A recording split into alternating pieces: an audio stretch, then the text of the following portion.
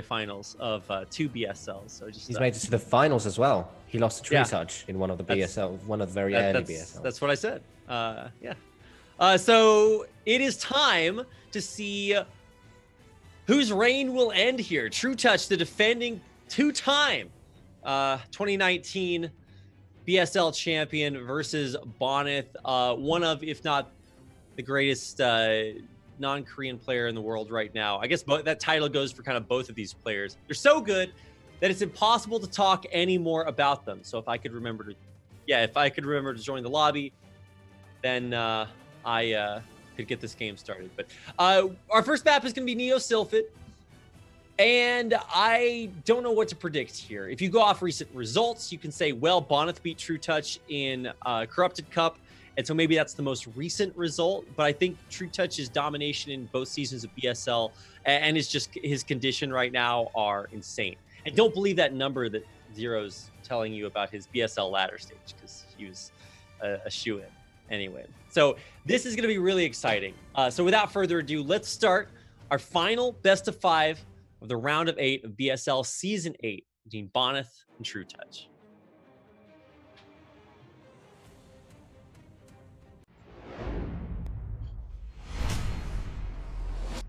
Ugh.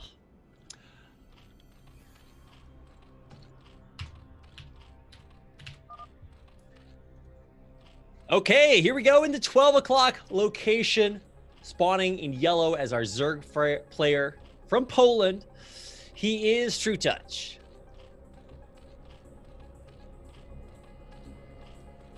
Yes, his hello, fellow countryman in the bottom left as the pink Protoss. He's Bonyth. Now, I'm a little bit cross with both these players. Do you know why? Why? Because they didn't represent NetWalls in the SDPL. What? Yeah. How dare they? Bonyth switched to Seoul, and trutaCz, despite what the overlay shows, doesn't play for IRK. He decided to execute he decided to shy away from competing in team tournaments and decided not to support his fellow countrymen in their plight of basically being down to premier class players in the SCPL. So I'm a bit cross with both of them. How dare they? You know, I am rooting for either of them to make it to the finals, obviously. Now, the polls have been so strong in the BSL that we did ultimately have to pit them against each other in the quarterfinals to avoid an all-Polish final again. Yeah, we can't have too many of those. We've already had 4, what is it? Is it 4 Polish finals? 3 Polish finals. Well, 2 of them were only Polish, but yeah, I think the number 6 was, BSL Season 6 was all Polish finals. And then we had trutaCz and Bonyth make it to the semifinals last year. But either way, this is very exciting to watch such amazing players. And let's see how this PvZ looks compared to our previous CVZ. You know, just some comparison contrast here. I really like that trutaCz immediately sends 2 drones out to the natural. He's not messing around. He's going to get that hatchery down on time. And it's only like a couple seconds delayed there. A little bit of lost mining time, but whatever, it's worth it. And on the other side, we do have another gateway expand here from Bonyth, known to kill some Zerg players with just a single gateway. Let's see if he can do it again. Probably not, but I do like that he's sticking to his style. Yeah, Bonyth's Zealot micro is second to none. So we are going to be treated to that Zealot micro in the very near future. Now, he needs to watch out because the Lings have just popped out. There's 6 of them, and 6 of them can quite easily take on a single Zealot. Now, I really like this gateway expansion. That is a much more proactive approach to Starcraft than just going for a forge fast expand. And this is exactly what you want to be going for in the opening game of a prolonged series. Now, remember, this isn't a race. This is basically a marathon. You're not playing a best of 1, you're playing a best of 5. And the first game of a series is usually used by players to kind of gauge where their opponents are at in terms of micro on that particular day, in terms of macro. Because even though these players know each other, you know, in and out, there's a lot of factors that come into a person's performance on a given day. So going for that gateway expand, a really good approach to try and find out where trutaCz is at that given point in time. Yeah, Exactly. So let's see what happens when they figure out where each other are. For the Zerg player, he gets to float an Overlord over there. For the Protoss player, he's kind of in a cold, dark world. But hey, Zealots are great at shining their little flashlights everywhere. So let's see if they actually move into a bad spot. And, ooh, I dare say that they have found this bad spot. But look at this Bonyth micro. Usually he's so good at keeping his Zealots alive here, but he's already lost one. Another was at red health, and he can't get behind the mineral patch in the natural here. So he's going to actually wind up losing all 3 of his Zealots instantly. Yeah, a lot of mind games already coming down in game number 1 here, as trutaCz did pull a bunch of lings in his main base, expecting his opponent to commit to this aggression with those 3 zealots, and it didn't come out, exactly as Bonyth was probably hoping there. Yeah. The 3 zealots do bite the dust. 1 cannon now going up in the natural, but it might be a little too late. Needs to put down that pilot to try and block it. More and more probes coming in to try and reinforce the defense. This is so close. He's definitely going to be able to get a lot of damage done on this gateway. Second Zealot pops out, but that's going to be like another defensive Zealot. Cannon's really going to be the stop there, but he'd shoot through all the shields. So let's see if he wants to come back with more. Probably not.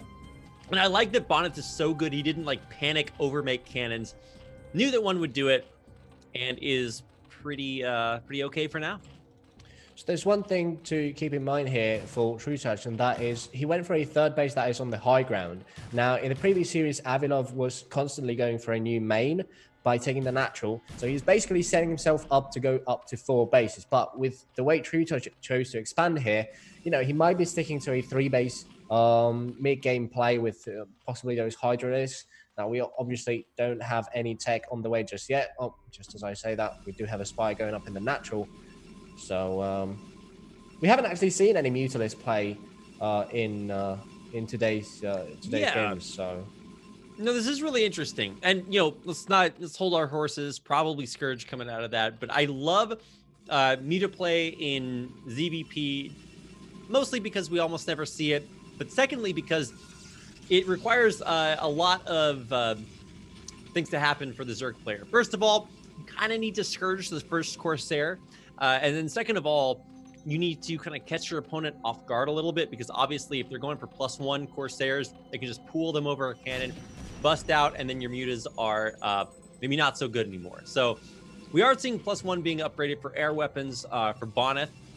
He is still only going for 1 Stargate, so your 2 Stargate dreams have still not come true, Ziggy. Maybe in the future. Still holding out hope that we are going to see 2 Stargate play. In the BSL. It's not something you get to see every day, but nonetheless, if you put it out every now and then, it is bound to work. Or maybe not bound to work, but you get my drift. We do have 1 Corsair now making its way across the map. This is quite crucial in that it's not necessarily looking to apply or to deal any damage, but it's more of a scouting tool. You kind of need to confirm where your opponent is at in terms of eco. You need to see how many drones there are. You need to see what kind of tech your opponent is going for. And we are going to be seeing those flying shrimp come out of the cocoons in the natural and the main base. No, this is really interesting. So there are going to be mutas coming out, and keep in mind this is or would ordinarily be pretty surprising, but I think actually he's going to catch the first Corsair here. Like I said, usually you need to Scourge that, but with moving shot on these 2 mutas, man, he's actually not going to commit to it. So yeah, you won't be able to save, or you won't be able to kill that first Corsair. But now he's busting in. He's going to take out the cannon with the mutas, and even the Corsair, I guess not actually that important, because now the Zerglings can just do a lot of the work on the ground, preventing another cannon from coming up as these mutas jobs, and they do it immaculately. The bounces will actually start hurting the probe line behind this, and actually the gateway...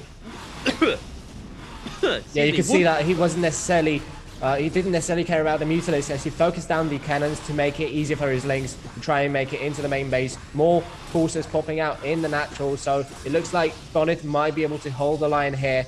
Nonetheless, he did take quite a lot of damage, but I think he was looking for more. He's got 18 drones. Yeah, absolutely. Excuse me. Super all in on this, or maybe not. I am dying here. Maybe not all in. Oh my god, I'm actually dead. Well, I think this game might be over, actually, as more and more links make it across the map. There are no gate... Oh, actually, there's 3 gateways in the main base. So Zealots do pop out just in time to try and save those cannons. One of them does get focused down. And it looks like, yeah, I think Bonyth has held the initial wave of aggression, and I don't think there's more to follow, as the Forge does fall, but nonetheless, Bonyth does have +1 attack on those Zealots. And he's got 43 probes against 18 drones. He doesn't necessarily need to worry about counter-attacking for the time being. You know, trutaCz's plan of closing the game out with a quick one didn't necessarily pan out as he would expect.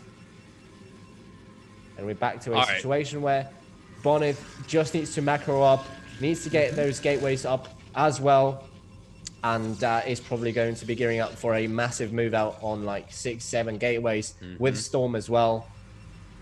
And +2 attack that is sure to follow in the near future, as the Forge is being rebuilt somewhere, I think. Yeah, it's in the natural.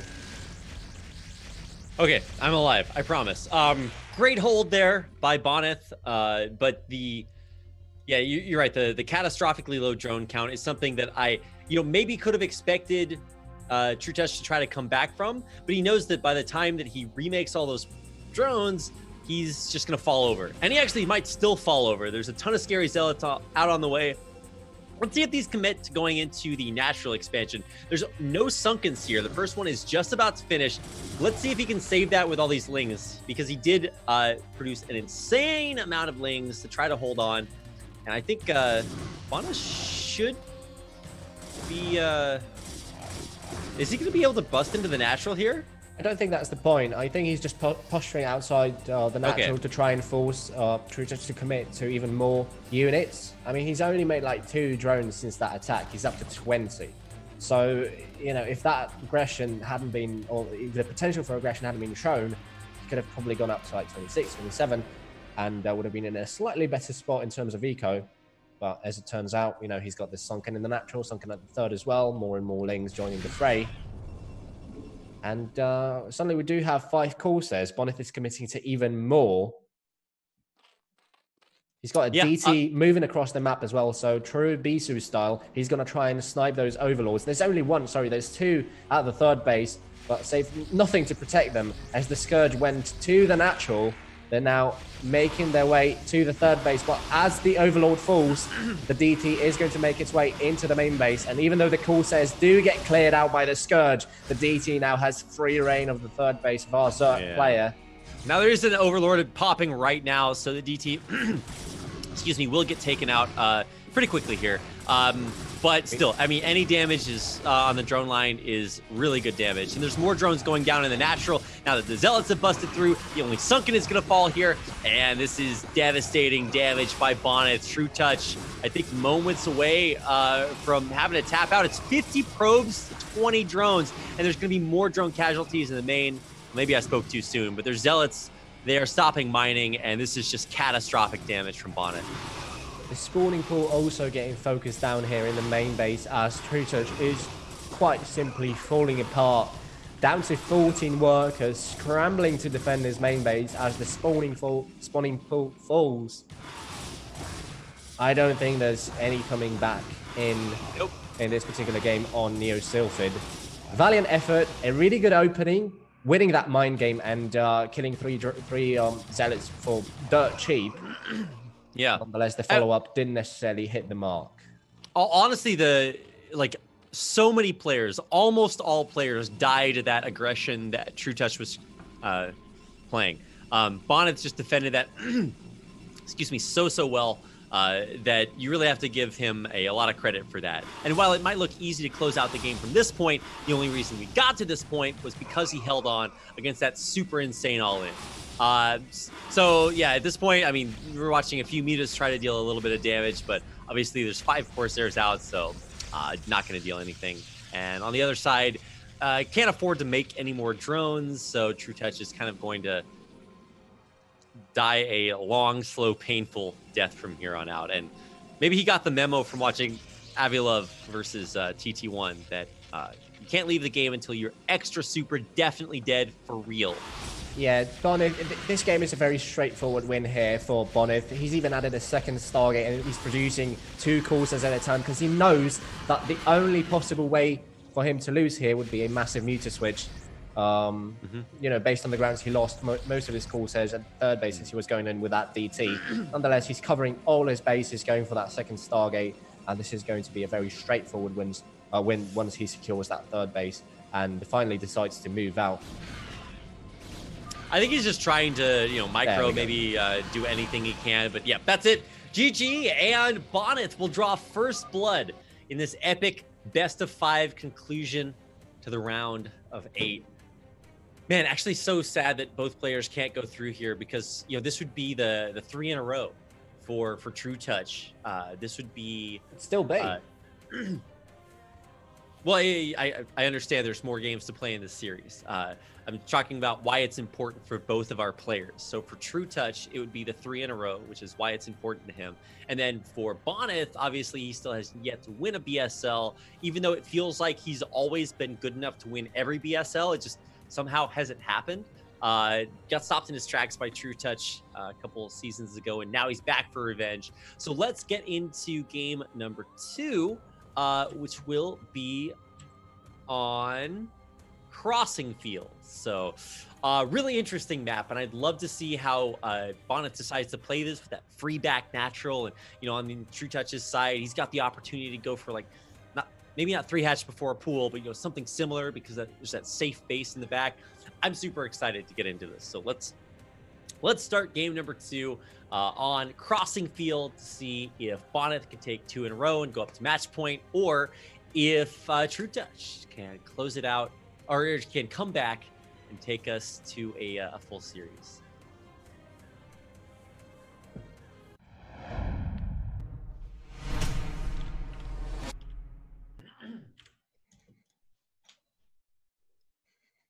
Okay.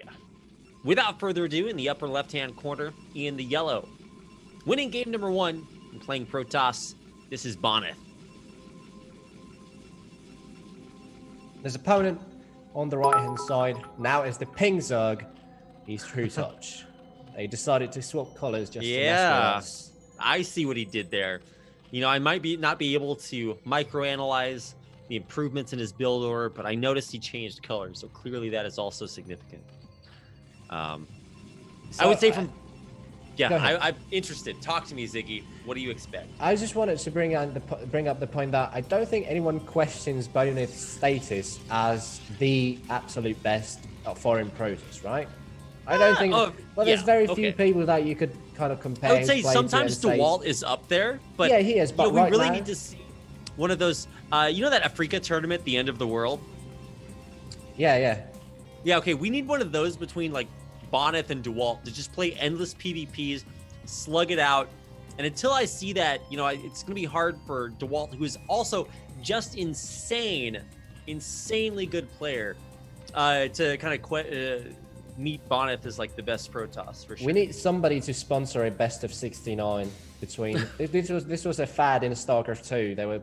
Everybody was sponsoring best of 69s between players. And I think we kind of need one here in StarCraft 1 as well. But definitely, you know, I'm not taking anything away from DeWalt, but I think Bonyth's status currently is unquestionable, especially coming off of that win in Moscow, which was, you know, even if you think about it, like 3-4 months ago, it might seem like a long time. Nonetheless, with very few tournaments in Brood War, I think it still rings true that Bonyth is the strongest foreign player. And if he loses in the round of 8, I think it's a matter of pride as well, because even though you are losing to trutaCz, another incredibly good player, you are nonetheless losing in the round of 8, right? And if you're basically expected to go far as the best Protoss player, you don't really want to lose in the round of 8, even if it's against possibly the best Zerg player outside of Korea. Definitely, like I said, means a lot to both players, but especially for Bonyth, a lot of pride on the line. And let's see how they want to play this. Both players choosing to take their back naturals, which is always really interesting to me because, you know, for Protoss, it can be very difficult to take a third base versus Zerg. Here, maybe not so much. But for Zerg, you know, traditionally, they're not the race that has trouble taking bases. But this does allow trutaCz to take a very safe natural, so it's not delayed by like a probe or whatever. But also to have 3 bases up, maybe even faster than Avi had it in that first game that he got maybe a little greedy on. So this is actually super fascinating to me to see what they're going to do with this. This is the second time we've seen a Nexus first here during today's broadcast. Obviously, the first one didn't necessarily work out as intended on Quintessence, but obviously a much safer play here on crossing field. It's obviously protected, first of all, by your main base, and you only kind of have to worry about a ramp, a very narrow ramp that a single Zealot and a probe could quite easily hold. Maybe not for eternity, but definitely for a long time. And I think it's going to pay off. This greed is going to pay off for Bonyth. Now, I think he knows that there's a third base also, based on the timing of this.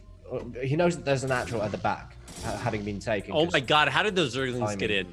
That's so crazy. I wasn't even looking. I mean, look, yeah, right when you were saying he doesn't know, he might know. Obviously, getting those lings in is not working according to his Keikaku here. So obviously, you'll be able to take them out pretty quickly. But is he going to lose a probe? Oh my God, they did get a probe in the back. Excellent micro, as always, as expected there by trutaCz. But like I said, the Zerglings get cleared out. But I think the biggest triumph is the information there from trutaCz. The only way he would have been able to get back there to see that is a long, slow trip from this Overlord. If you're trying to make it over there, you're probably going to lose that Overlord to a Corsair anyway. So gets that info. On the backside, some info coming in from Bonyth with that scouting probe with the natural expansion. So at least he'll probably be able to figure out that, there's 3 bases, obviously. So let's see what happens with this weird move out. I am not used to seeing this. The 2 Zealot, 1 Dragoon move out. I was like, whoa, what are we doing here? Thank God we have our resident Japanese translator Cakes in chat, because I didn't know what Keikaku meant. You've never seen that terrible meme? Oh my goodness. Nope, I don't think I have. So a meme, Ziggy, is where you... Okay. Anyway. No, it's terrible. But yes, thank goodness Kix is here. A connoisseur of both Japanese and memes. And sometimes both of them at the same time. Anyway, the Nexus first, I think it's safe to say, is a complete success. On the other side, trutaCz is not doing anything super crazy to try to stop it. But I would say that there is a, there's the 973 that a lot of players are kind of worried about defending. This is not that. I think we're just going to see a straight up 5-hatch Hydra play, right? 6-hatch Hydra. Most likely. 6? Oh, yeah, you're right. Oh, my God. Could go up to 6 hatcheries. Because, I mean, the gas count doesn't come into play as much when you're playing Hydra, and obviously you have a reduced gas count in the natural, at the back natural. It's only got 2k gas. Nonetheless, we can talk about that in a moment, because Fallings do make it into the back natural of Bonyth. They are going to get picked off without finding too much damage. Yeah, it looks like they get 1 probe, and I think that's going to be about it. Yeah, excellent kind of drill there on the probes. I was kind of overplaying the potential damage there that could be dealt. I mean, look, by those things. The fact that they were able to get in at all is just miraculous to me. I'll never understand how this happens. These 2 lings make it as far as possible into the opponent's base, and just like nothing stops them. Wow, sick. I mean, we already know what it looks like when players just don't build units, and currently Bonyth is kind of one of those. Like, he's got 3 Zealots and a Dragoon, and that's it. Well, I mean, 3 Corsairs. Yeah, but I guess a Zealot on a ramp is worth like 5 Zealots without a ramp, right? Yeah, 2 in the bush, for sure. Yeah. Oh, yeah, I could have gone there. But I didn't. So the Corsair's not actually really able to find that much damage at all. Have they killed anything? I don't think so. Okay, yeah, they've killed a couple of Overlords, but that's about it. And one of them is about to die, so let's be careful. Whoa, flying over those Hydras. Getting back into the back natural and seeing that there's not a lot of Overlord coverage there. I really like that Bonyth is switching things up here and playing a very reactive style of Protoss. He's not going, even if your opponent is going into Hydras, you see quite a lot of Protoss players do commit to 5 Corsairs or maybe even 4. The Bonyth just choosing to stay on 3, not spending any more money on those flying units, just pumping out as many Zealots as humanly possible, as +1 is about to finish. Protoss player is inching ever closer to the base of our Zerg player, but he is going to have to hightail it out of there, I think, because that's a lot of Hydralisks. And it's a bit of a choke point he would have to go through. Maybe it's not as big as on some maps. Nonetheless, Bonyth is going to think twice about attacking there, as he's just looking to take his third instead. 47 probes against 28 drones, a very healthy count for our Protoss player. Probably a couple drones missing for trutaCz, I feel. Could probably be up to like 30, 31 at this point. He's got a lot of Hydralisk. Maybe he was really afraid that the Zealot push out could be a little bit stronger than it actually was. Or he could just go and try and end the game here himself. Look how many Hydras he's got coming across the map. It's like, what, 2.5 control groups, I think? And the cannons aren't quite ready. There's only one.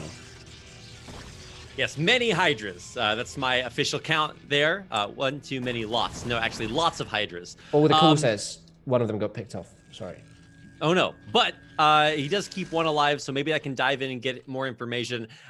There's quite a few Hydras at home, but obviously they're not staying there for much longer. This is a ton of Hydras. But it's not just the Hydras. It's that the Lurker aspect is just now finishing, and there's Drop just now being researched here, too.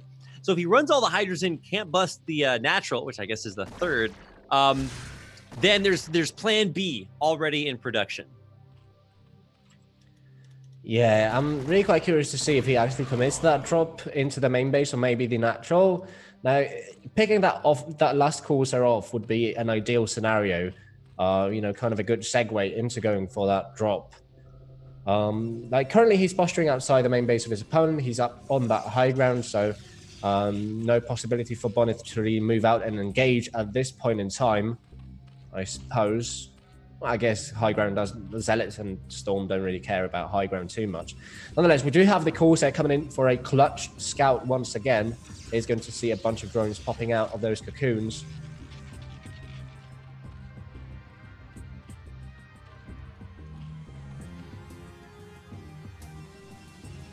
Oops, I was muted. I love that he's macroing behind this. A lot of players will just go for, you know, that big Hanbang timing, but it's not his end game plan. This is trutaCz thinking on like so many levels. So he's got the massive amount of Hydras on the high ground in position, but he's not being over aggressive in a position where he doesn't think he can win. And then at the same time, he's got these like lurker drops queued up, ready to go if he needs them. And then behind that, he's also expanding, macroing. He's got it going on. But he's loading up lurkers into the overlords. Yep, he's getting started with that lurker drop up top. There's the single soul patrolling Corsair, that is, that might see this and maybe even stop it. I mean, I guess maybe it can't kill the Overlord in time, but at least it's going to let him know that it's there. I think Bonyth is smelling blood in the water because he knows something is fishy because he's planning down 2 cannons in the back Natural. They are going to finish just in time to try and help against those. This is clutch timing. That is so insane. How are you that good? He's gonna actually be forced to burrow on the cannon. Oh my god, oh my god, oh my god. How do you still get infinity damage from that drop? What a god. He still killed like 10 probes? Oh my god. Oh, that was a big hit. We've got another drop in the Natural as well. He is going to have to resort to using Storm. And we've got a Dark Archon joining the fray as well. So, hello there. We haven't seen you in a while. I think the last time we saw a Dark Archon in Pro League was that game with TT1 playing well, what's the unit? A carrier PvP, right? Or were there any more games with Dark Archons? I can't recall any other. Yeah, there's been a couple. TT1's been mixing in the Dark Archon, and I love that. But seeing it here, you know, it's a lot more effective before it's scouted. But obviously here it's going to be pretty effective when it busts out along with these Protoss units, because this is a very big, very scary army. We're 20-30 supply up on round number 2, a drop in the Natural, two Overlords worth of units unloading. Yeah, and this time the cannon was already damaged from earlier. Every probe goes down. Oh my god, catastrophic damage being dealt here by trutaCz, and it's right when Bonyth wants to move out. He just lost like 20 probes to that drop. He knows that he kind of needs to end the game right here, right now, as trutaCz is macroing up on 4 base. He's got 7 hatcheries worth of production. And Bonyth knows he needs to pull the trigger here. He's got +2 attacks, so those units are going to deal quite a lot of damage. We've got Maelstrom finishing in about 15 to 20 seconds, so this Archon needs to come in clutch. Yeah, but there's a perfect line of lurkers on this high ground. We're going to try to bust this, but okay, these storms are going to have to be pretty good. Let's see if he gets a good Maelstrom off here. Running the DA in, but it's not actually going to use the Maelstrom just yet. Waiting for these lurkers to run up. Oh, he's actually not done. Yeah, you're right. Oh. Big storms on the high ground. Oh my God. Crazy good storms. But there's still 2 lurkers left. The observers have not been picked off, and Bonyth is going to bust through this high ground and maybe into this 3rd base, or I guess it's the 4th base. Never mind. I keep forgetting there's that back natural. Oh my God, those storms were as good as they could have been, but I mean, there's still, 3 Sunkens, more units. I don't think Bonyth is going to break his opponent's back, and he kind of needs to do that because he lost his back natural. There's still 2 lurkers buried there. He just doesn't care. He knows he needs to finish the game right here, right now. 108 supply to 103. I mean, there's very little support for these Dragoons. Once again, there's not enough zealots to try and tank for these running lurkers. Out of the back natural, trying to get into the main, but they actually burrow in range of the cannon. Oh, he tanks it with the first lurker. He's going to get another spine off here. Oh, one more shot. Nah, can't take out any more probes with those lurkers. And here we go. Oh, there's the Maelstrom. Oh my God. He catches so much storm. Insane storm. Pops like 10 Hydras. Oh my God, that's crazy damage. But still, the unit count is maybe not in Bonyth's favor here. That was like the best Maelstrom I've ever seen, Ziggy. That was massive, but does he have energy? Does he have sufficient energy for one more? I think he does. So, you know, are we going in for run number 2? We need those zealots to join the fray. We need those 3 high Templar with Storm. Needs to watch out because there's a contingent of Zerg units now moving across the map to try and cut off the reinforcements. Looks like he's trying to take down a 4th. That is, well, basically non-existent, as Bonyth didn't go for that. He's doubling down on the attack. More and more units moving across the map. And looks like we are going to go for round number 2 here with the Maelstrom and the Storm combo. These are going to have to be godlike. Bonyth, in the meantime, trying to re-expand to his back natural. Can't do it because 2 Hydras are stopping that from being a relevant option. Another drop coming in here with 3 more reinforcement Hydras. So as soon as this Nexus comes up, it's about to get taken down again. Yeah, trutaCz is fixing the one mistake that nearly cost him the game there, and that was stacking lurkers. Now he's making sure that they are as spread out as humanly possible. And as you said, the back natural is going to get cancelled once again. There's more and more Hydras did get dropped by trutaCz. And Bonyth needs to move back. Can't find a way to break his opponent just now. A crackling actually almost killed the Templar archives in the back, so that kind of would have been tragic. A huge storm takes out all the Hydras that are stopping the 4th base from coming up. So if Bonyth can get this 4th base up and re-expand to the back natural, you'll actually be okay. I mean, trutaCz is about to mine out his back natural. He's got 400 gas left in that geyser. His main is looking thin, and both players have pretty similar worker counts, so I mean, the numbers might be even, but Bonyth lost so much momentum this game. There's 7 Overlords loaded up, full of lurkers and lings moving across the map. Oh my God. The Doom drop to the back natural. Here we go. There's only 3 Zealots back here. No cannons. Well, I say that there's 1 cannon. Not going to be able to pick off like 7 Overlords. Oh my God. All right. Not happening. Nope. Crackling drops killing Protoss players. Name a more iconic duo. Everything just going to pop instantly down here.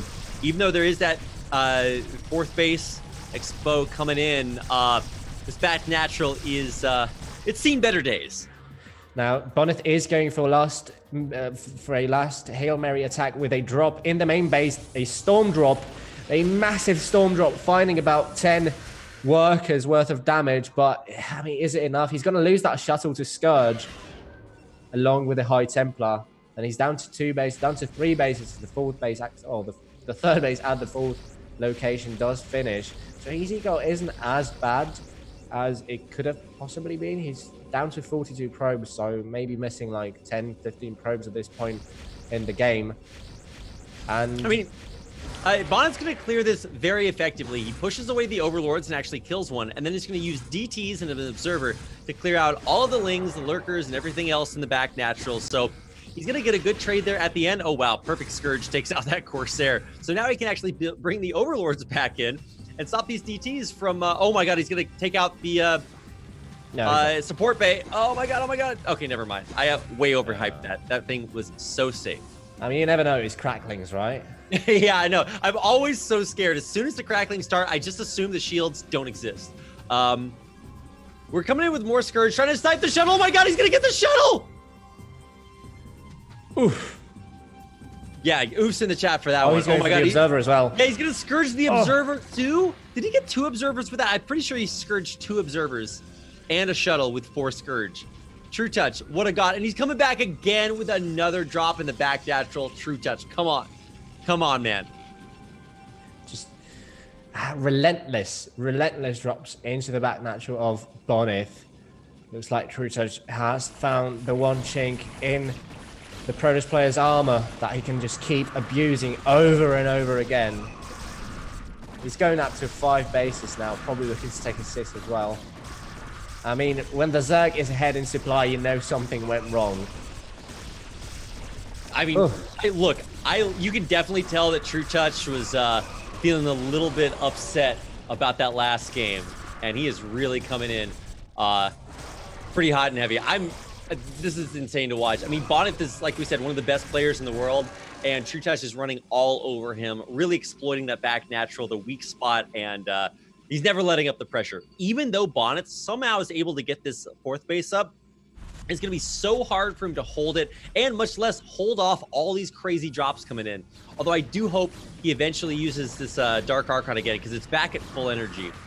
trutaCz has 71 drones. You never see that in Starcraft. Oh my God. You never see the number 71 next to the drone count.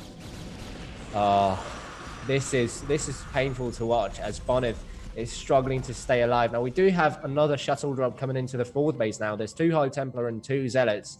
But trutaCz is right on point with pulling them back, or pulling the drones back. Yeah, a little bit of a panic storm there, but he's got 1 more left. Scourge coming in. Let's see if he can drop it off in the natural in time.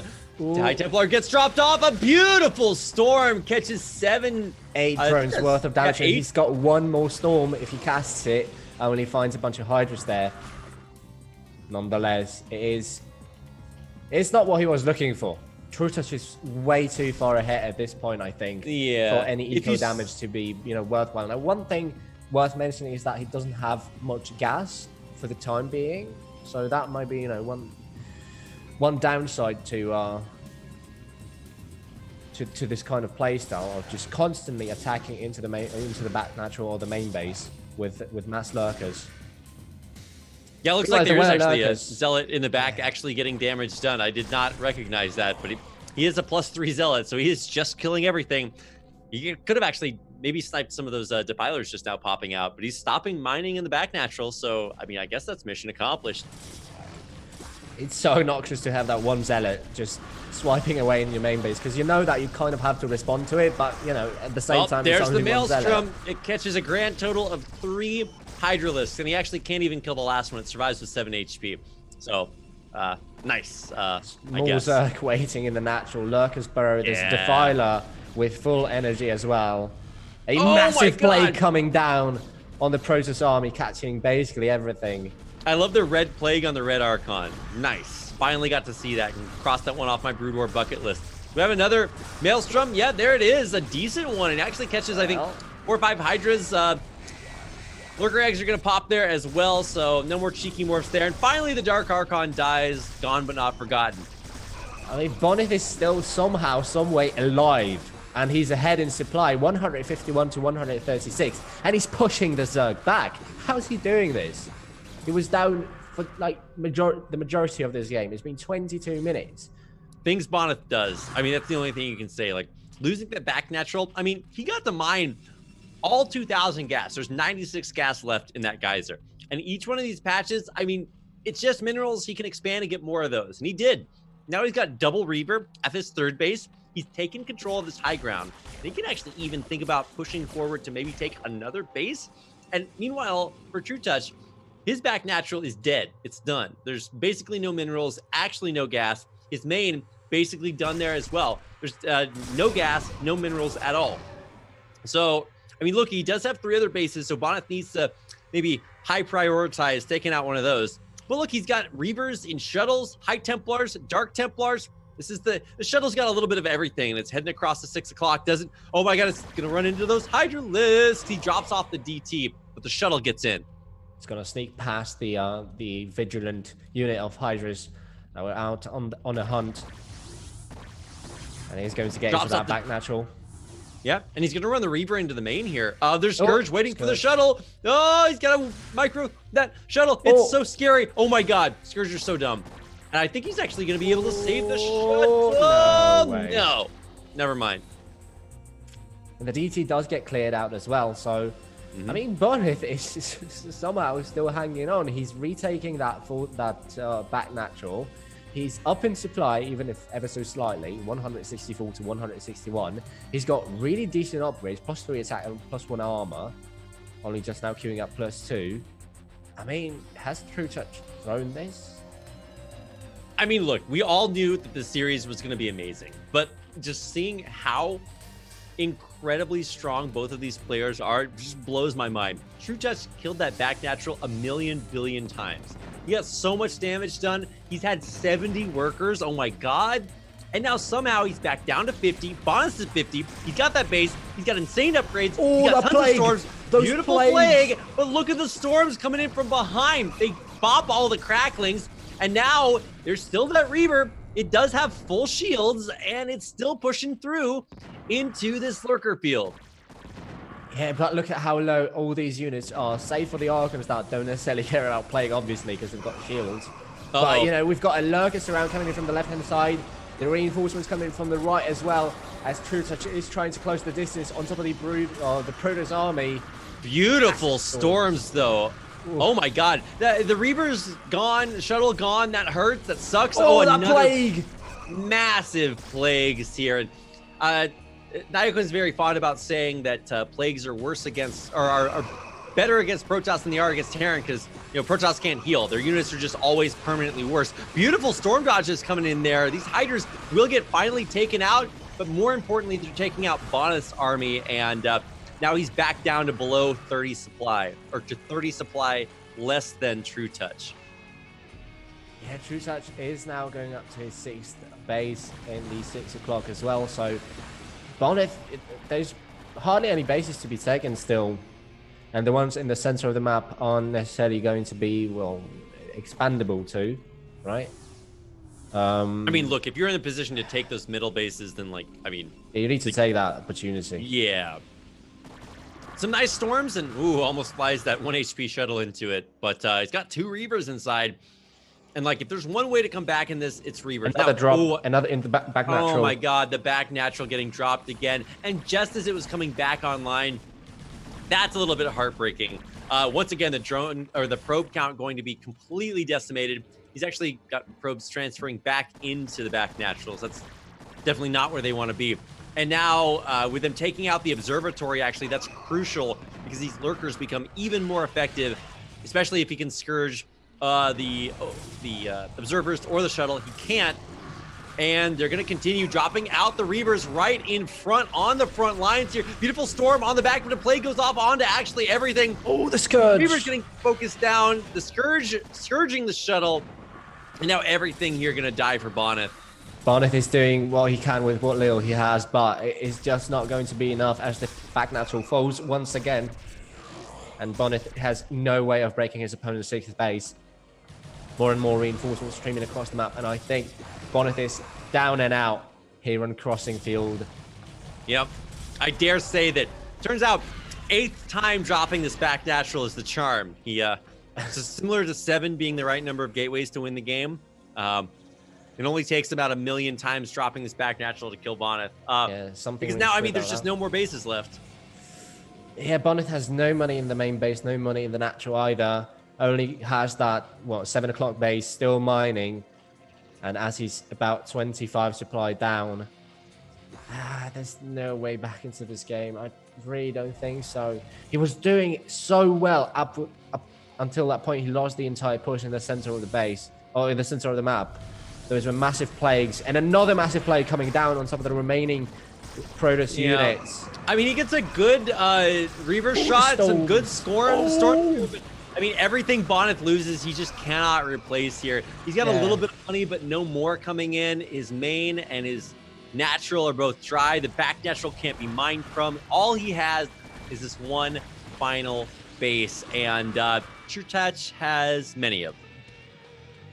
What you can do as Bonyth here is try and force your opponent to spend a bit more time in this game than he'd ideally want. Right? You kind of want to frustrate your opponent if you can, just by staying alive for as long as possible. Because if you're trutaCz and you've killed your opponent's back natural like 5 times already, kind of expecting this game to end much more quickly than, you know, it's been going for 30 minutes nearly. How is this game still going on after another plague? Oh yeah, more plagues coming through. I mean, I think that among other things is kind of trutaCz's golden ticket when he's punching to win this game. I mean, we have another drop coming into the so cost effective, and yeah, you're right. He's redropping that again. It's like, no, there's no way he'll mine this final 56 gas from this gas geyser. Ha! But now finally streaming units down to take out yet another Protoss army here for Bonyth. He just can't keep this up. Yeah, as this last remaining bastion of mining is slowly but surely running out of resources.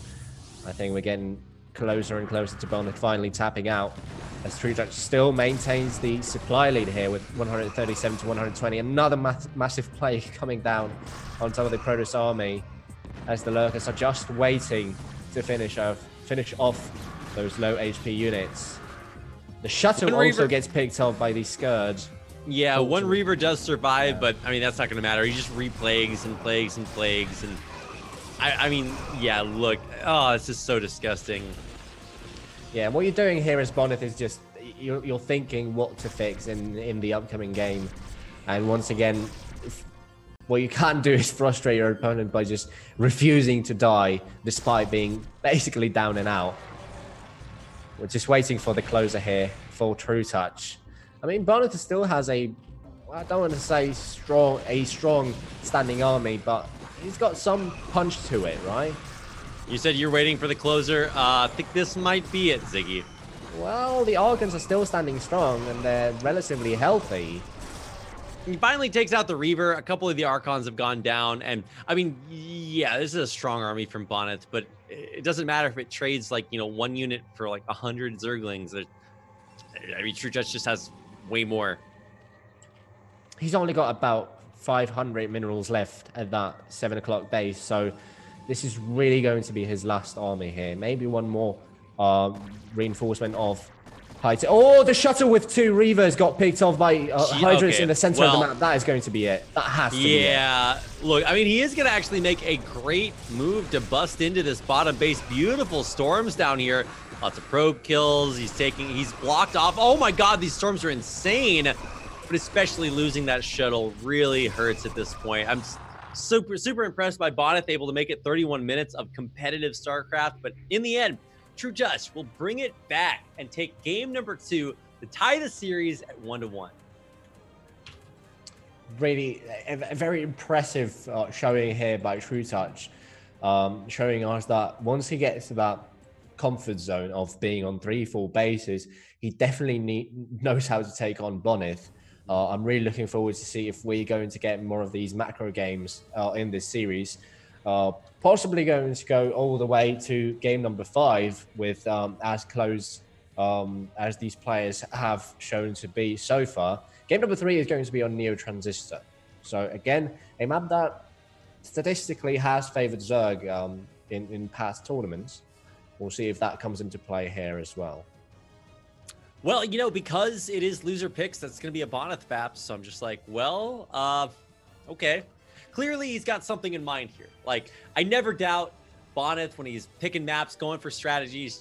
You just trust. Because even if it doesn't go well, the game looks like that. Okay, if that's the way your bad game goes, like that, I'm already impressed. But for trutaCz to really turn up the heat and be able to close that game out really just shows you how legendary both of these players are. I cannot wait to get into this game number 3. It's on Neo Transistor, so let's get into it and see which player will take the lead and advance on to match point in this final round of 8 match.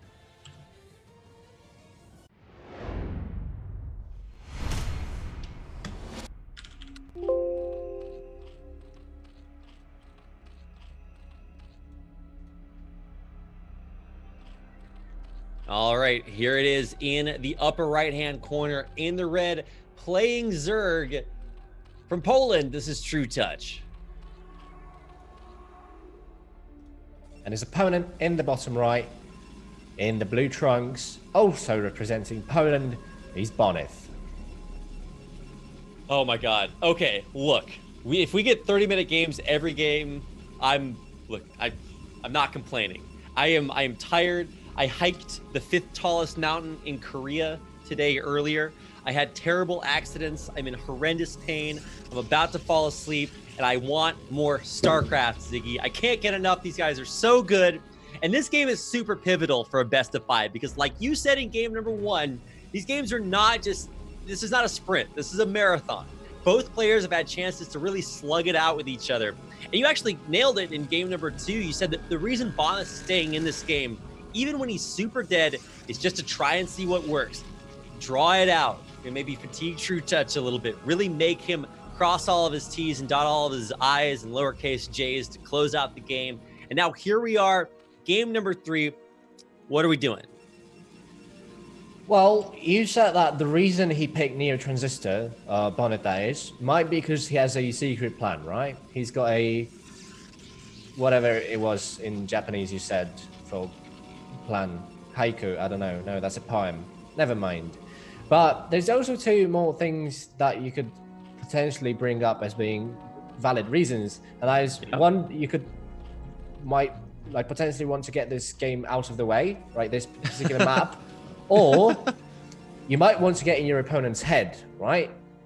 Because you know that this is a Zerg map, and you say, oh yeah, well, guess what? I'm not scared of you on this map, right? I want to beat you on your turf. So if he managed to do that, I think that's going to be a massive morale boost for our Protoss player. A morality boost? Is that going to make him a better human? Yeah, a morale boost. Morale, there we go.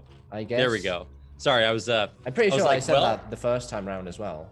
Okay, well, maybe my ears are not working today, along with basically 90% of my body, but look, I'll take what I can get. As long as my brain and my mouth work, I can be like Mr. Freeze in Batman Beyond, where my head is basically like in a robotic cylinder and just preserved until the end of time. I'm okay with that. I need very little in this life, Ziggy. So let's see what Bonyth needs to take this game. TT1, our other TT player, went 2-gate.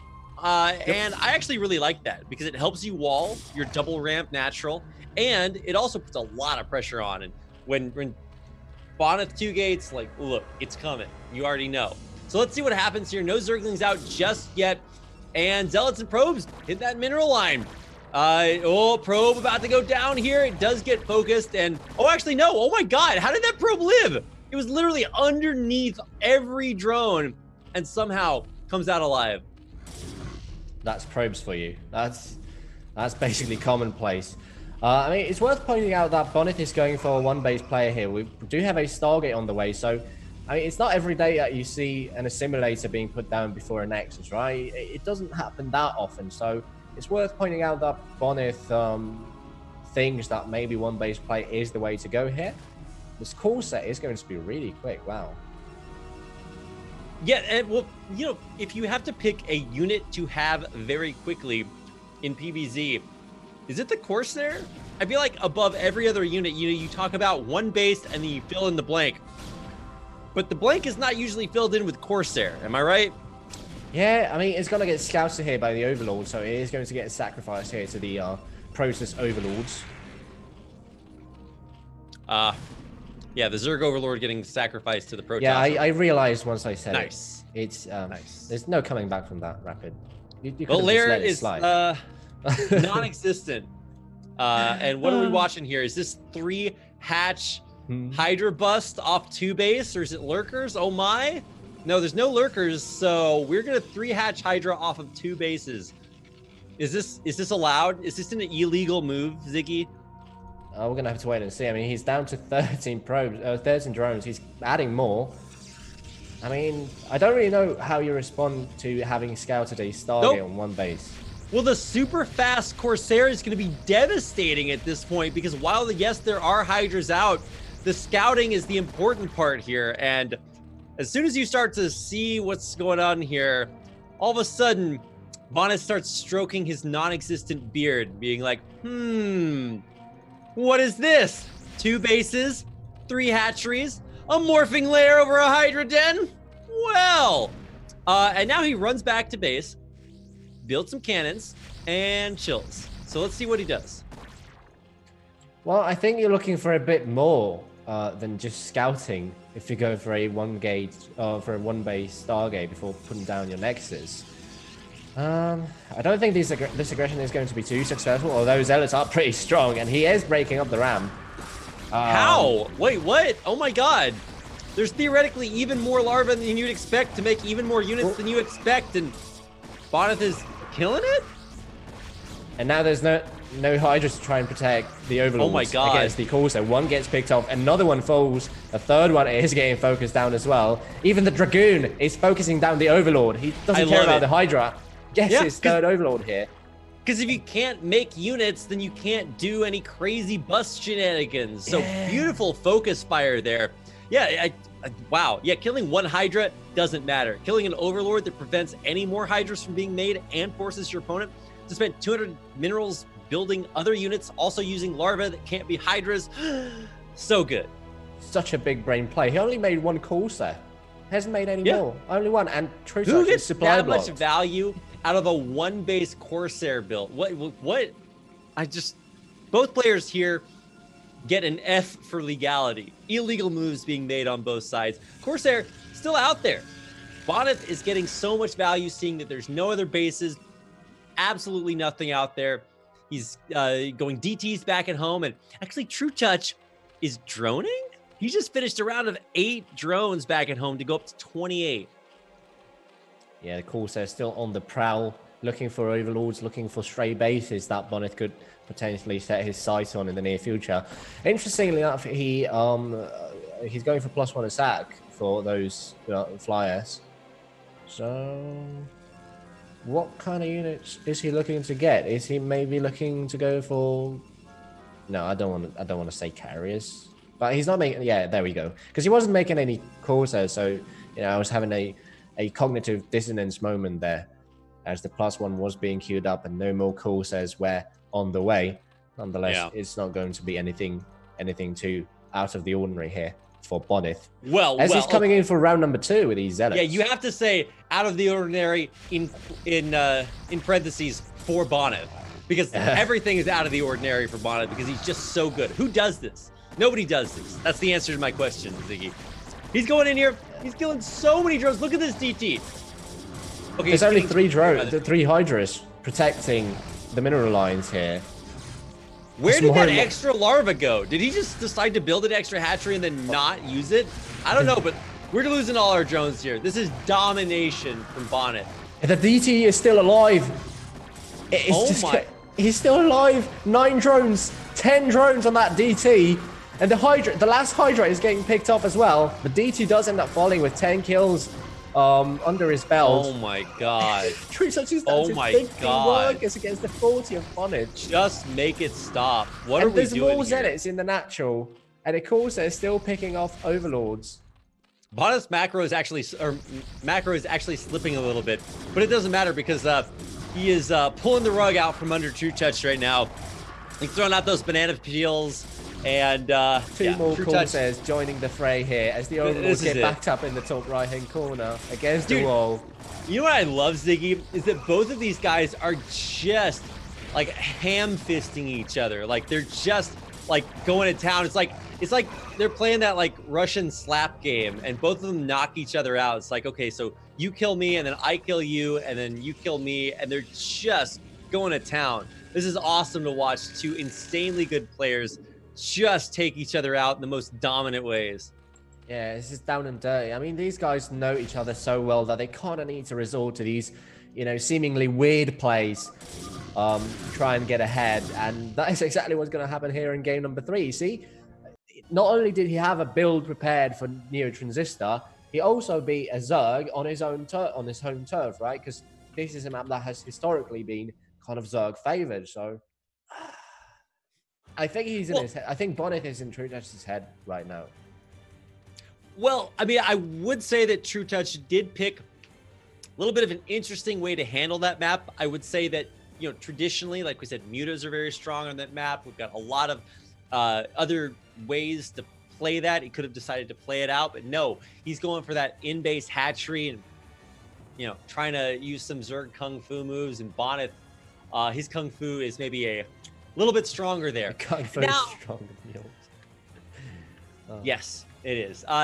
Now he's up 2-1 in the series, and all of a sudden seems to be feeling pretty comfortable. You know, it's kind of rare that you see a direct correlation between a player who loses a game staying in the game, just kind of think about the next one, but pretty sure that's exactly what Bonyth did. Bops out trutaCz in game number 2 and takes us to game point for Bonyth to make it to not his first BSL final or round of 4, but a very important one because he is still fighting for his first BSL title. And of course, on the other side for trutaCz, he's looking to make the 3-peat. Do we give him a golden BSL badge? Oh yeah, we need that. Just like the OSL had the golden Mars, the MSL had a golden badge. Now the ASL has a golden ruler. What do we get in the BSL for 3?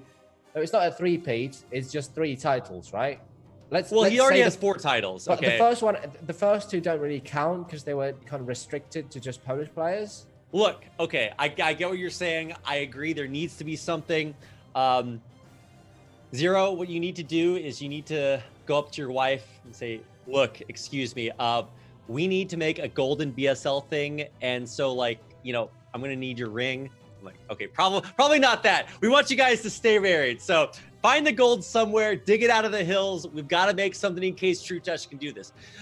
But first, we've got to make him get to the round of 4, or potentially Bonyth will stop him. Let's find out as we get into our next game. It's going to be on clay fields. The, what are we calling this? Fighting Spirit 2.0. So let's see if Bonyth can close it out.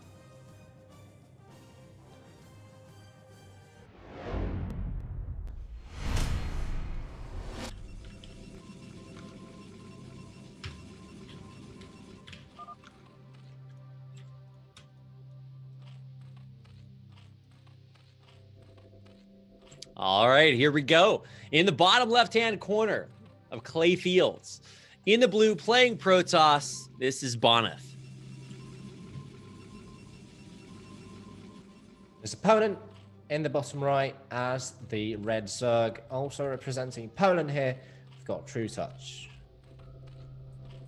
Currently down 1-2 in the series. Yep. Fighting for his life. Whew. Yeah, this is rough. I mean, look, nobody looks at these two players playing each other and is just like, oh yeah, well, no, like clearly this guy is gonna win, right? Like, okay, well, yeah, that guy is knows something I don't. Because this is so close, so back and forth. Bonyth is like bending the rules of the game. He's doing all this crazy stuff. He's dead, then he's not dead, then he's actually still dead. But wait, it's only so that he can be dead in this game, but win the next game. He's like thinking 8 games ahead. This is crazy. I don't know what I'm watching here. And maybe neither does trutaCz, because he keeps pulling out really everything he's got, and he's got to do it again because he was able to come back from that game 1 loss. Now he has to come back again. And this is a little bit of a more interesting map than something boring like Fighting Spirit, because you've got, you know, weird eggs blocking ramps, making them a little bit harder to traverse. You've got plenty of proxy locations. We haven't even talked about whether or not these players are going to do that. Clayfields definitely feels a little bit more standard than, say, Neo Transistor, or even Crossing Field with that, you know, backdoor natural. So I'm expecting to see a little bit more of an even game here, a little bit more standard here as well for both players. Interestingly enough, we haven't seen a single Forge fast expand today, as Yeah. both our pro players preferring to go for that slightly more proactive approach with the gateway opening. Yeah, Forge Fast Expand. That's so 2019. I mean, it's Bonyth. You'd never see him go for a passive build. Yeah, he's like, can I kill my opponent with Forge? Forge doesn't kill people. Gateways kill people. So, actually, it's not the Forge or Gateways that kills people. It's the Protoss player that kills people. Let's get it right. This probe also capable of killing people, but oh man, so close to getting taken out, and it's one hit away. Somehow not dead. Is there no justice in this world? Well, it can still meet its demise in the very near future if he sticks around. I can't believe it. He's going back. Okay, look, just take your second. He's got two buddies. He's got two bodyguards. Oh, no! He falls anyway. Those are fake friends. Both of those gelates are named Judas 1 and Judas 2. The betrayal on that probe. Massive. And look at the 4 lings that trutaCz is hiding outside of his natural expansion. He's going to trap the zealots with lings in the main and then in the natural. Actually, they're just going to run in there. So never mind, sneaky zerglings. I had a point to make and you screwed it up. I mean, it was looking to be like, you know, game number 1 on Neo Silvered with trutaCz winning that mind game in the early game and actually picking off those zealots for dirt cheap. They did get a decent position behind the mineral line, so Bonyth making it as cost efficient for himself as possible. Nonetheless, it looks like the aggression has been cleared off for the time being, and Bonyth will be in the dark for the time being, as he sends out a probe across the map. So yeah. I'm probably expecting to see a Stargate opening here as well. Although, you know, full gate aggression could likewise work. We're just going to have to wait and see what this probe sees. If he scours the third base and the timing, I don't know, it looks very standard. So both builds could be, you know, on the cards here for Bonyth. Well, let's just wait a second before we tell Bonyth that he's playing standard, okay? This guy's capable of everything. And, you know, one of the biggest, I think, faults of that game that he lost was that the back natural was so vulnerable to drops. This time around, we don't really have that problem. You know, there's no, like, high ground above the natural, like Heartbreak Ridge. You can put some pylons on the fringes of your base in the main and make sure that doesn't get dropped. And, you know, it's just going to take a second for him to research that. So let's hold our horses here a little bit. I mean, Bonyth is totally on track. Hasn't really been thrown off at all. I will say the one thing I didn't expect is that he didn't get, like, almost any damage done on the other side of the map. So let's see what happens once he finishes, you know, Corsair, gets that information, kind of what direction he wants to go. Because on the other side, we're setting up for what could be... I'm waiting to see if this is going to be our 5-hatch Hydra. It looks like it.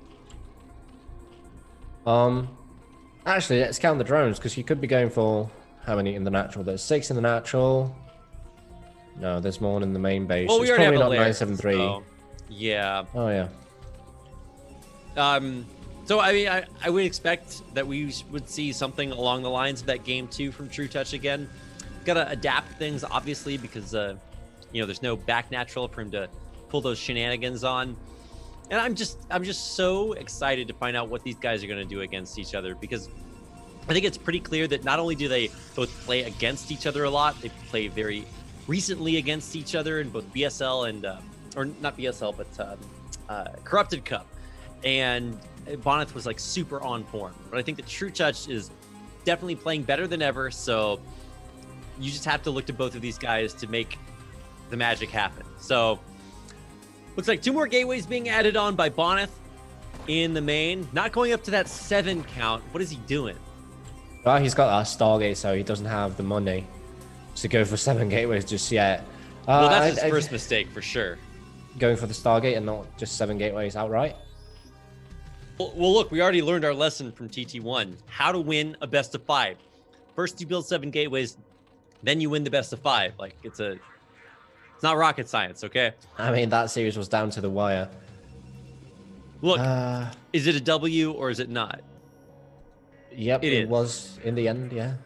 Well, I guess that is true. At the end of the day, it doesn't matter how you won, right? You don't get points. It's not, I don't know, synchronized swimming. All that matters is if you win or lose. So, well, here comes the Zerglings. They do absolutely nothing. I love that Bonyth is going for 3 cannons here. It's a dark, scary world for Protoss players. He doesn't know what's about to hit him.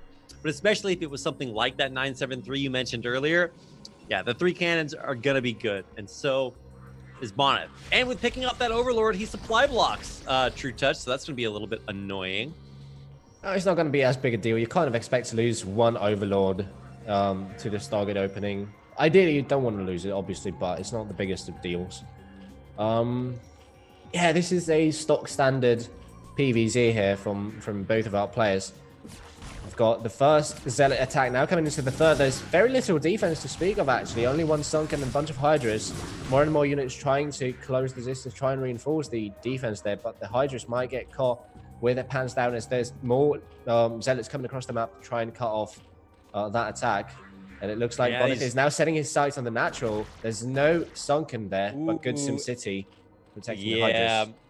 I think he figured out there's probably not a lot to get done there. Honestly, his third base is pretty vulnerable, but a little bit harder to get up there. And there's also Hydras and Sunken there. So I love that. Sorry, go ahead. I was just saying that.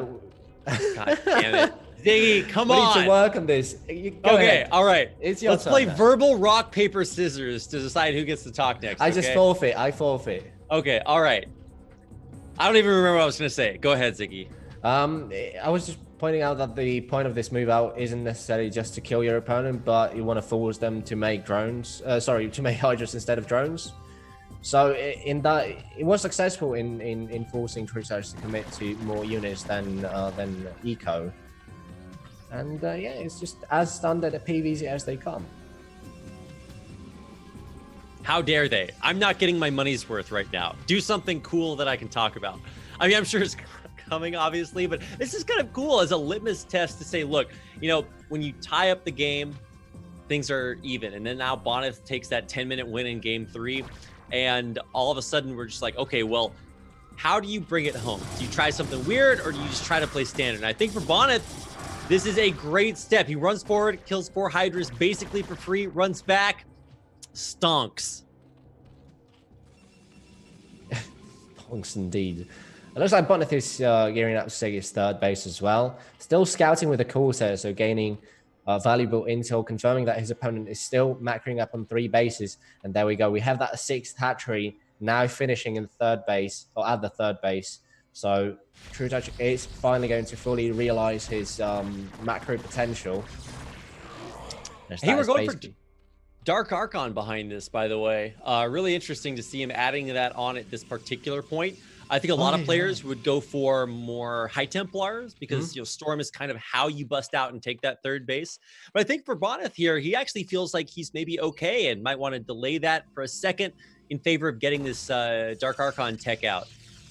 Well, that's what you kind of need to do when you're playing against somebody you know in and out. You need to get in their head. You need to catch them off guard any way possible, right? Or going in to snipe 1 High Templar there with the Hydras. As trutaCz is going to get pushed back by the Protoss army. You know, this is a really interesting part about Clayfield. You see where Bonyth has positioned his army on that little tiny high ground. Super hard to assault that with Hydras, obviously. So he's able to use that to get the purchase that he needs to defend this third base. And I don't know, this is a really cool part of this map because even though some Hydras can run around and try to snipe these High Templar, look at the control. He's so good. He panic storms and misses everything. The High Templar does go down, but I mean, he did lose a couple of Hydras there. Both players just trying these crazy sneaky moves. I love it. Yeah, this is key in ensuring that your lurkers are going to survive. Look at how many lurkers he's got. He's got 10 lurkers now spreading around the natural and the third base and the high ground you pointed out. It is going to come into play in the coming future as Bonyth is moving across the bottom part of the map. He's got that 1 Dark Archon with 145 energy. The Maelstrom combo is going to have to come in clutch as well. Yeah, let's see if he can take these out. The Hydras are kind of clumped up there. Does he have enough energy? No, he's only... the Maelstrom. Oh, yeah, there it is. Okay. He did have enough. He storms all the Hydras. The Lurkers die on the high ground. And that gives Bonyth a great place to siege this. Honestly, the supply is plummeting for trutaCz. The storms killing all the Hydras, the Lurkers, actually targeting the Dark Archon. So not actually doing anything. They get taken out. The Observers survive. Archon getting morphed in the back, and there's no Lings to deal with these Dragoons. Desperately, Hydras come in at the last second. They're going to be able to take that Archon out there, so trutaCz stays alive for now. And now Bonyth is on full retreat for a second. Yeah, but I think you're happy with as Bonyth here because he cleared out 10 Oh my lurkers. God. Those storms came in clutch as well, but again, I think trutaCz was just a bit too far out of position because he led those lurkers on the high ground unprotected and basically lost them for, well, yep. I don't want to say for free, but he definitely could have found a little bit more damage there in the trade. But now, I actually think this might be way too much. Another Maelstrom catching so many Hydras, they pop for free. This Dark Archon, MVP, allowing trutaCz to bust all the way through into the natural. The Zealots on top of the Lurkers. He had so many Lurkers earlier, and now he has nothing. The final Hydra pops in the natural, and I think Bonyth has done it. Yeah, trutaCz is having trouble connecting his third base with his natural as there's Zealots now ravaging the reinforcement line, trying to come in and save the day. The drones are being evacuated from the natural as one hatchery falls. And I think that at the end of the day, Bonyth is going to get cleared out, but at what cost? 120 supply to 56 now for trutaCz, as there's more and more blue streaming across the map to try and close out the gate. And trutaCz does it. Tap out. Wow, what an incredible series. Oh my goodness. Bonyth coming back with a response to that game 2 win from trutaCz. It was so epic. And then closing out with a super standard early game with just a very clean finish in game number 3. The reigning champion has been killed. That's right. He falls in the round of 8. Finally did it. I mean, this bombastic Star League has been crazy. We had to go through an epic round of 24, and then we hit the round of 16. And trutaCz actually got out in second place. Gorinich, first place in trutaCz's group. Whereas Bonyth, 2-0, easy, booster rocketed out of his group in the round of 16. So maybe you could have used those results to say that Bonyth was looking a little bit better. But I think now you know for sure. Bonyth is looking incredible. He takes out the defending BSL champion, and now he's coming for poor TT1 in the end. And actually, because we never stop improving our production value, we are actually going to have an interview with Bonyth coming up. So if you guys have your pressing, burning questions, drop them in chat, and I'll see if I can pluck some of those out of there to ask our now BSL semi-finalist Bonyth. What a crazy game. I mean, it has to hurt for trutaCz being denied his 3rd finals in a row, but I think for Bonyth, he's still chasing his first BSL finals, and that is maybe a little bit more momentous. So there you can see that the round of 8 players, and actually I think we have our newest semi-finalist here along with us. Welcome, Bonyth. How do you feel after that epic win? Yeah, definitely good. I mean, if I fear any players, trutaCz is definitely among them. So yeah, really happy with the win. He was a tough opponent.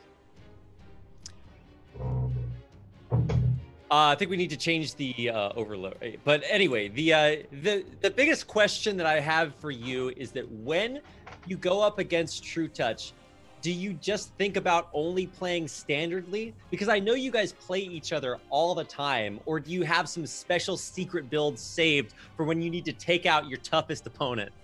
So yeah, that's a really important thing to mention, that me and trutaCz played like 1,000 or maybe even 10,000 games against each other.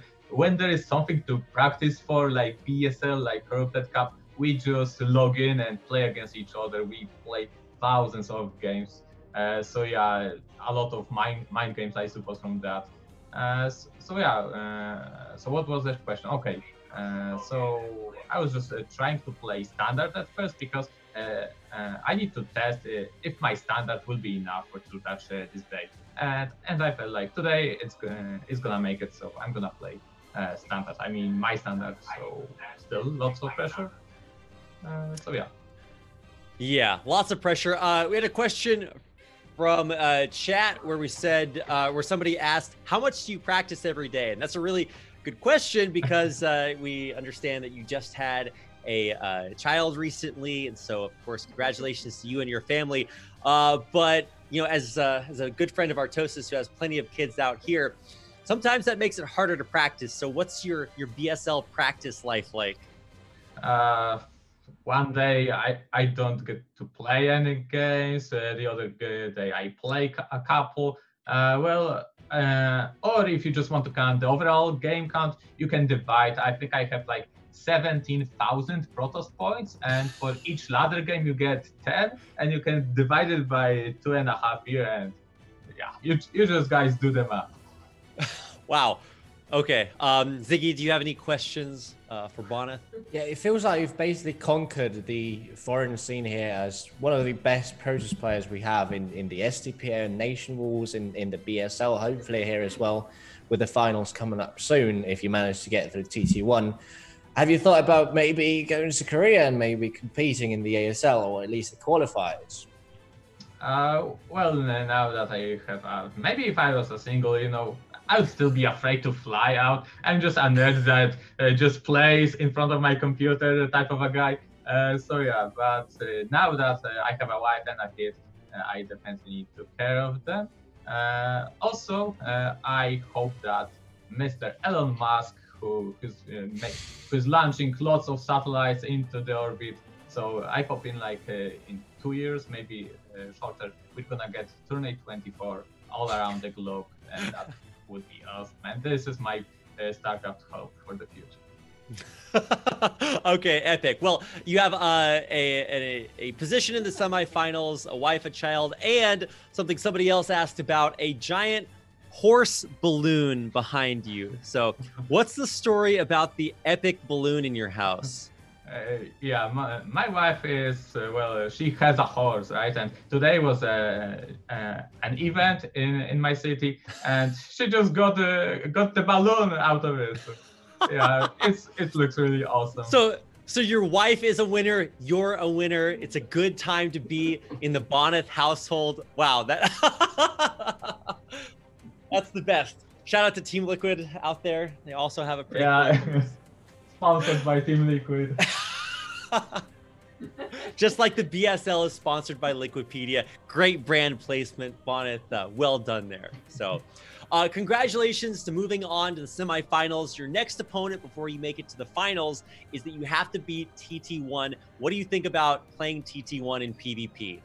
Yeah, I feel pretty confident in PvP as it's pretty micro-oriented, so I feel good. Although that being said, PvP is also a mirror matchup, so you can't really apply, you know, this interracial things, knowledge that you can do in the PvT or PvZ. But I think I feel good about playing a PvP in the semifinals. All right. Well, congratulations on your victory. You've now secured yourself at least $150, maybe even more. So best of luck in the semifinals next week. And we'll talk to you maybe again in another winner's interview. Okay. Thanks, Apit. Thanks, Ziggy. And thanks, Ziggy. All right.